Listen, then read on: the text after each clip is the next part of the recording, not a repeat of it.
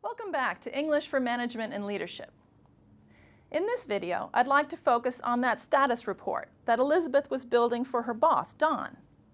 Did you notice how she received reports from her team and used that information to compile a condensed version of the information for the boss? Let me start this lesson with a little story. For the past 2 years, during summer vacations, I drove my 2 daughters across the country to visit 2 different sets of grandparents, with stops along the way to see tourist, scenic, and historical sites, to visit friends, and to swim in a lot of hotel pools. Every day when we'd get back in the car, I would add clothespins to a ribbon that stretched across the back of the front seats. Each clothespin had the name of a city or town that we would be passing through, each about a 2-hour drive from the other. As we passed one of the towns, I would announce, "Hey, we're in Albuquerque," and my daughters would move the clothespins from one side of the ribbon to the other. And so they could see during the long drive how the trip was progressing.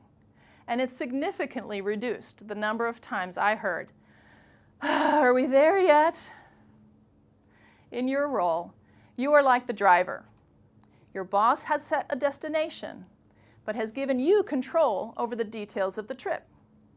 Much like Don told Elizabeth, launch the Biodent toothpaste, but she will be making the decisions of how to do so. As the driver, you determine the best route to take. You set the speed limit with some influence from speed limit regulations. You determine how long you're going to drive today.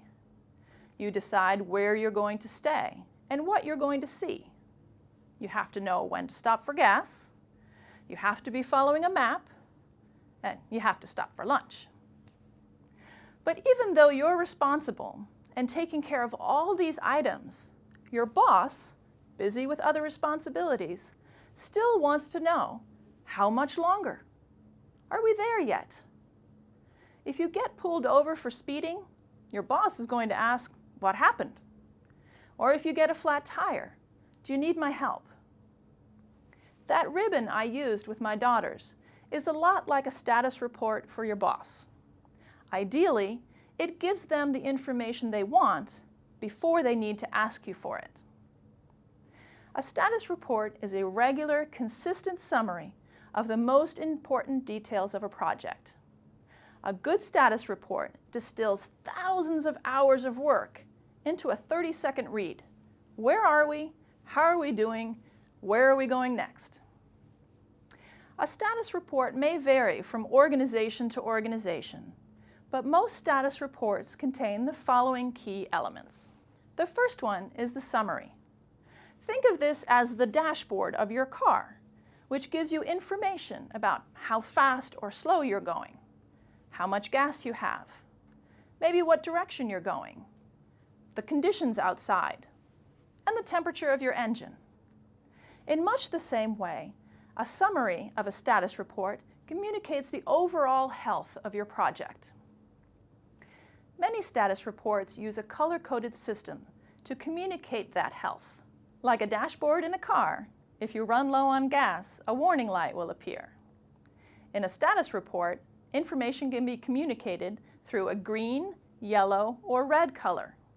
Green means on target and healthy. Yellow means an area that's not meeting targets and may be an area of concern. Red is alarming and needs immediate attention. Another method I've seen used is a weather report system. Sunny, partly cloudy, cloudy, thunderstorms. The second element of a status report is the key accomplishments that took place during the reporting period.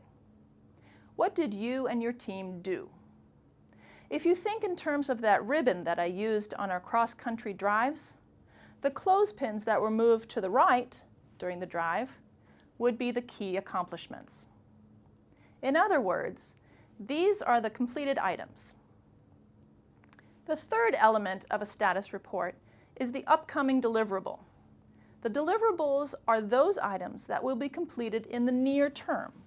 In other words, those are the clothespins still on the left side of the ribbon. Finally, The fourth element of a status report includes any additional comments or concerns that your boss needs to know about. Usually these would be explanations of yellow or red items from the dashboard. They may be requests for needed support from your boss, such as assistance in removing barriers to success. This might be a department head who's being difficult, or an increased budget need to add staff, or new technology that's taking longer than expected to get up to speed. Offer solutions to these problems. Whatever you do, be upfront with your boss about the problem areas. No one likes surprises. Keep in mind the benefit to you of writing status reports. First, it keeps your boss up to date on projects, making it easier for him or her to communicate with senior management. Making your boss's job easier makes your job more secure. Secondly, it forces you to think about how much time you spent actually working on the project, aside from countless meetings, sessions with colleagues, and other distractions. It quantifies the work you do. Sometimes, unfortunately, performance is based on your boss's perception of the work you do. Having your performance consistently documented is good for both performance reviews and for any resume updating you want to do. Let's review the takeaways for this lesson.